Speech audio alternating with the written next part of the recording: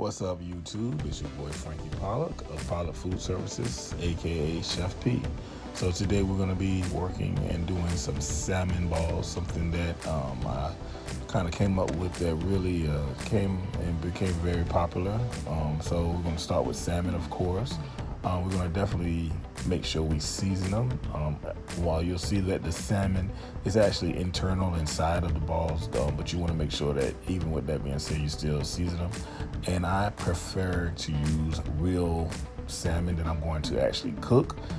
If you want to go another route, you can use the canned salmon, but for me, I prefer cooking everything from scratch. So I'll be using my salt, my pepper, of course paprika, and some parsley, and if I didn't say it, a salmon seasoning, if I did say it. But either way, I want to make sure I use these things. And of course, paprika doesn't have a lot of flavor or any flavor at all, but it does give it a good color. And if you want to bite into the salmon balls, you want to still see that what's inside looks just as good as what's on the outside. So I take all that into consideration.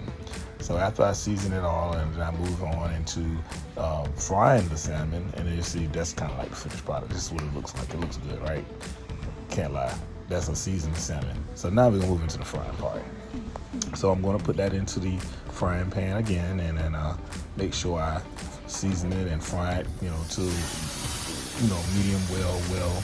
I don't want to overcook my salmon, so I said medium well because there's going to be another cooking process inside this, and I don't want to dry it out. So you'll see it's just basically, my salmon is just put in the frying pan and it comes out looking good. And then after that, I take it out, I put it in my bowl, and I start, breaking it up. Of course, it's hot, it's fresh out. Probably could have waited a little longer, but either way, it's still in there. And then my next thing is add my spinach. I like to add spinach inside of my spinach ball, so you'll see I got spinach, and I'll be cooking that down. Once again, you have the option to use frozen spinach. I'm just not a frozen spinach type of guy, so I use fresh spinach, and I cook that down as well because I will be adding that inside of the spinach balls.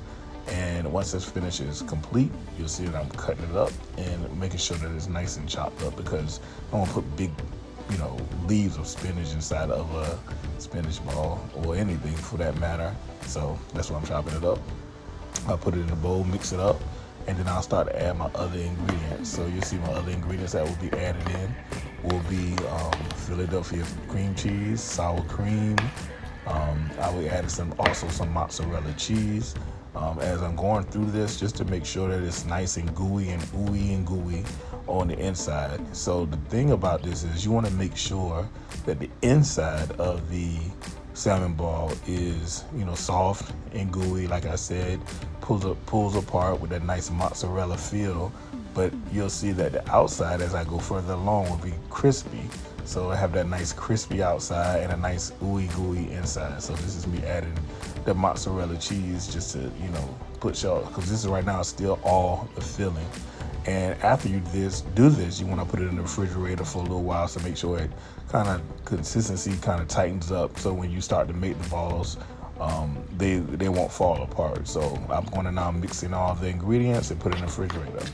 Now that's been in the refrigerator for about an hour or two, and now I'm taking it out and I'm going to begin making the ball of the salmon ball. So just kind of forming them, and it's easier to form when they're cold. So please do not forget to put them in the refrigerator before this, but also don't forget to put them back in the refrigerator after you completed making your balls, because you want to have that consistency so they do not fall apart.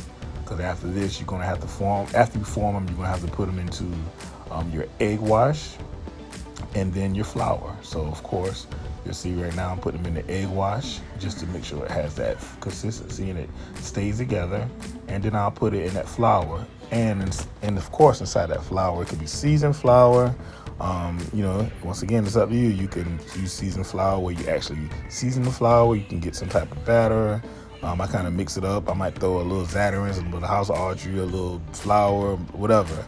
Whatever I feel is what I do. And this is me, of course, double dunking, because I want to make sure that stays on there. I don't want to have my salmon ball come out of the frying pan and it's actually lost all of the flour So there we go right here. This is what it is. And in this case, I'm using a cast iron skillet. Now, I've done this before and I deep fried it, cast iron skillet. If you just caught me on this day, it was a cast iron skillet. And I love cast iron skillets. I mean, I can cook everything I make in a cast iron skillet because just the way that the heat distributes evenly throughout the entire pan. You don't have to worry about hot spots and cold spots within your pan. And then after that, you can decorate it. Of course, after it was done, I put my mozzarella cheese and a little, fresh parsley on there and made it look good and tasty. And I tell you, I made a fresh remoulade sauce that I'll describe in another video. It complemented it perfectly. But at the end of the day, these are some great salmon balls. Get a lot of compliments from them. And like I said, if you're interested, just number one, subscribe to my channel, hit me up, and email us at pilotfoodservices@gmail.com, and we'll talk to you. And don't forget to follow us on Instagram, Pilot Food Services. All right, peace.